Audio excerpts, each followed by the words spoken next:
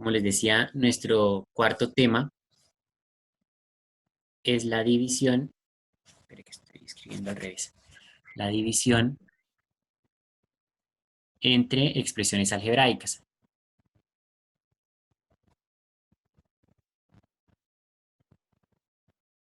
¿Sí? Entonces ya hemos abordado la suma, la resta, la multiplicación y el día de hoy nos corresponde la división. Entonces, para realizar la división vamos a abordar dos casos. Bueno, en realidad son tres casos. Vamos a abordar tres casos. El primero es cuando estamos dividiendo dos monomios. Entonces, monomio entre monomio. El segundo caso es cuando es un polinomio entre un monomio. Y el tercer caso es cuando es un polinomio entre otro polinomio.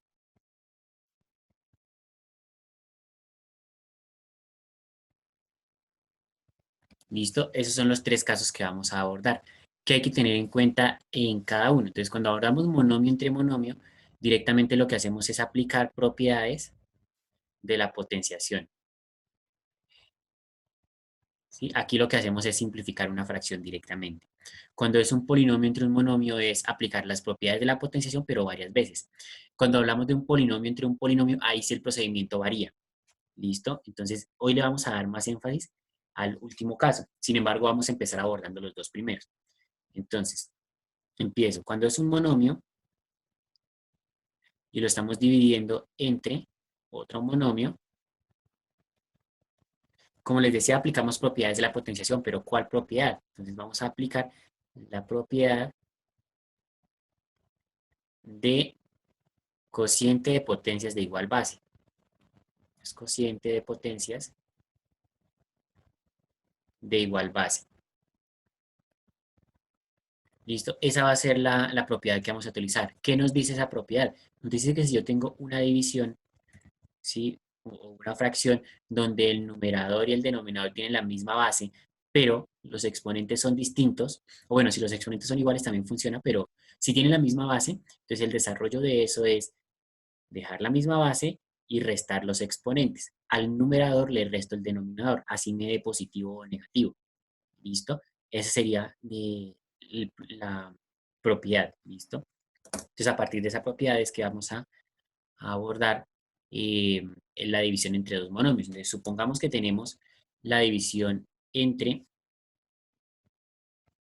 por ejemplo, 16x al cuadrado y lo vamos a dividir eh,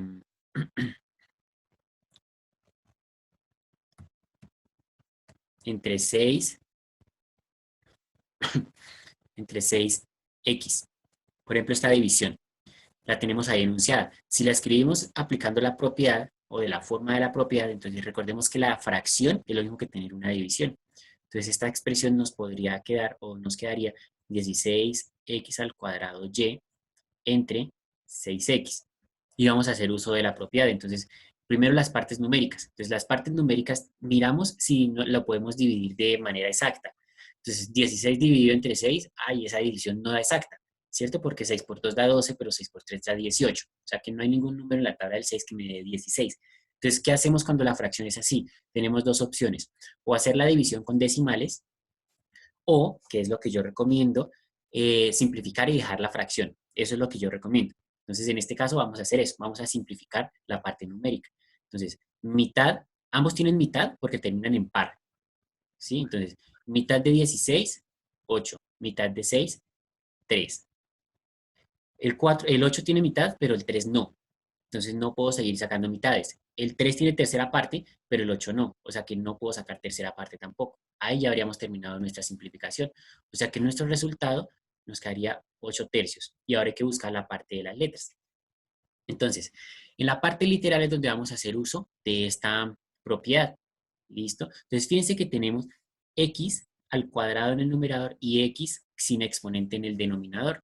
Si en el exponente no aparece ningún número, entonces se asume que va un 1 y aplicamos la propiedad. Entonces nos quedaría que en el denominador no quedaría algo, pero en el numerador entonces nos quedaría x y hago la resta. Entonces 2 menos 1 daría 1, que a la larga no se escribe. Entonces ya tendríamos solucionada la parte de las X. Ahora las Y.